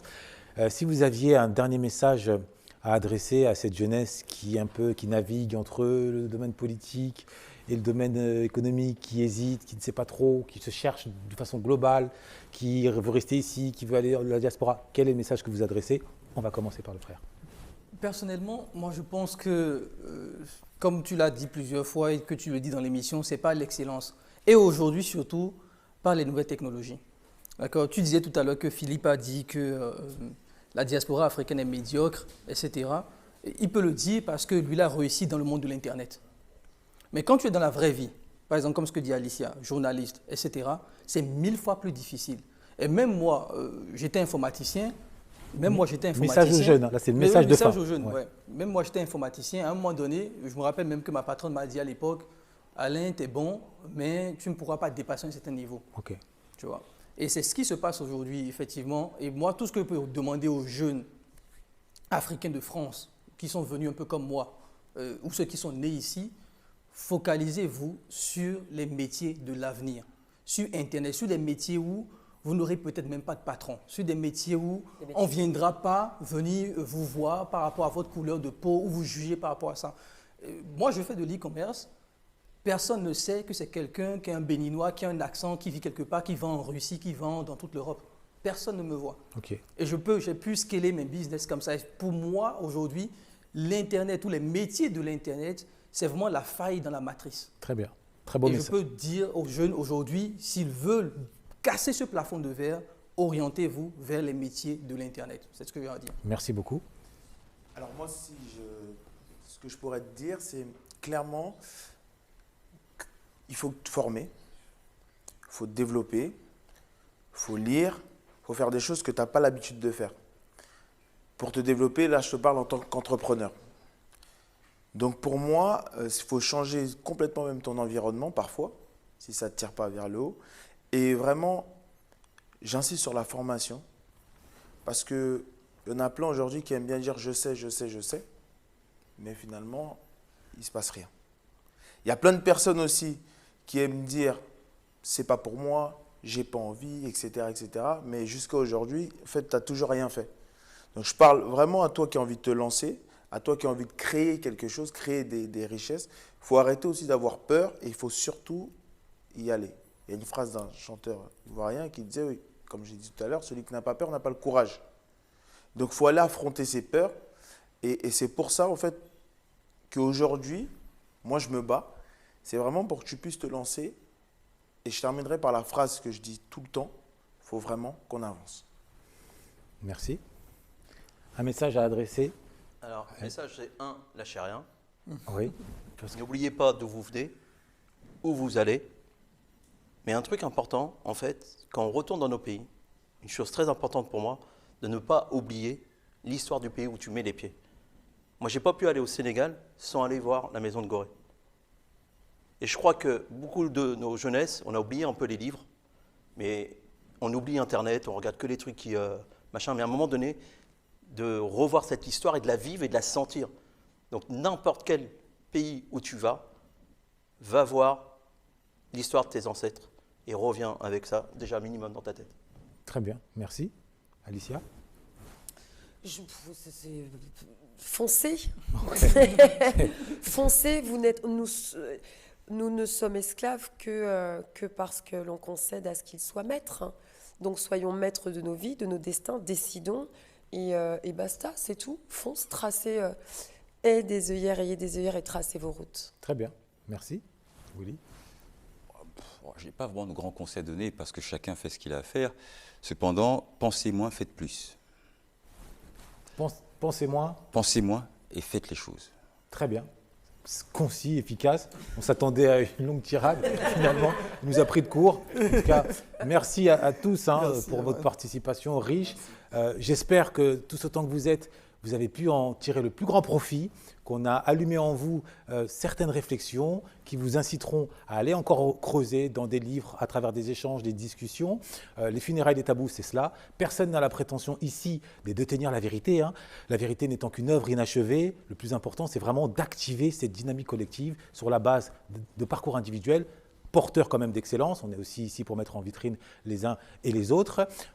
Moi, le seul message que je voudrais rajouter, c'est, comme toujours, hein, vous savez que la noblesse qui est en vous, il faut la réveiller, il faut l'exploiter, et ça passe par la lecture, ça passe par la confiance en soi. C'est des banalités que je dis, mais en tant qu'afro, n'oubliez jamais que vous n'êtes pas tant des descendants de Kunta Kinte, vous êtes d'abord des descendants de Soundiata Keita, de l'Almaby Béhanzin, de Hadzinga, de Narmer, d'Imhotep. Vous avez la noblesse en vous, vous avez la grandeur, et cette grandeur vous permet de viser haut, de viser grand. D'accord ? Laissez les bassesses, laissez le racisme, c'est des détails. Concentrez-vous sur vous, cultivez-vous. Votre cerveau, c'est votre super pouvoir. Dieu vous a donné un super pouvoir, encore faut-il le prendre en main. Les funérailles des tabous, c'est cela. Sans vous, nous ne sommes rien. N'oubliez pas de liker, de partager, de vous abonner, de commenter, si possible de façon constructive. N'oubliez pas également que sans votre soutien financier, on ne peut pas aller dans le chemin de la liberté, de l'autonomie. C'est un fait. Donc, apportez-nous votre soutien. Nous, de notre côté, nous donnons notre vie, notre énergie, notre matière grise pour participer à cette mission qui est la nôtre. Tout seul, on va vite, mais c'est ensemble que l'on va loin. C'est ensemble autour d'une table que l'on va loin et haut, au-dessus de l'émotion, au-dessus de la passivité. Les funérailles des tabous, c'est votre bébé, c'est notre bébé. Faisons-le grandir. À très bientôt. Chers abonnés, chers frères, chères sœurs, au nom de toute l'équipe des funérailles des tabous, je tiens à vous remercier le plus chaleureusement du monde. Vous avez su répondre présent, et de quelle manière, à notre appel à participation, qui n'était rien d'autre en définitive qu'un appel à contribuer à ce devoir collectif qu'incarne cette émission. Aujourd'hui, nous avons pris conscience qu'il en va de notre liberté, il en va de la stabilité que vous nous apportiez votre contribution. Que ce soit de façon ponctuelle ou de façon mensuelle, elle est et elle restera la bienvenue. Je vous encourage à rester connectés, à rester concentrés et à garder à l'esprit que tout seul, on a beau aller vite, mais c'est ensemble que l'on va loin. Et c'est par-dessus tout ensemble, autour d'une table, et en se serrant les coudes, que l'on va loin et haut, là où nous attend notre épanouissement collectif. À très bientôt. Chers amis et membres de la famille des funérailles des tabous, les funérailles des tabous ne se contentent pas d'être une émission. Elle incarne un hommage vibrant au passé de nos ancêtres afro, une lueur d'espoir pour le présent de nos compatriotes et une sauvegarde cruciale pour l'avenir de nos enfants. Aujourd'hui, nous vous adressons un appel du cœur. Nous devons être les gardiens de notre histoire, les narrateurs de notre propre récit. Les médias traditionnels ne le feront pas pour nous. Ils ne montreront pas la beauté de notre communauté sous sa véritable lumière. C'est à nous, pour nous, que les funérailles des tabous s'efforcent de redonner une voix, une représentation authentique et positive. Nous avons donc besoin de votre soutien financier. C'est une invitation à la mobilisation. C'est en unissant nos forces et en faisant preuve de solidarité financière que nous commencerons à écrire une nouvelle page de notre histoire. Car c'est ensemble que nous construirons un média plus équitable et fidèle à la richesse de notre communauté afro.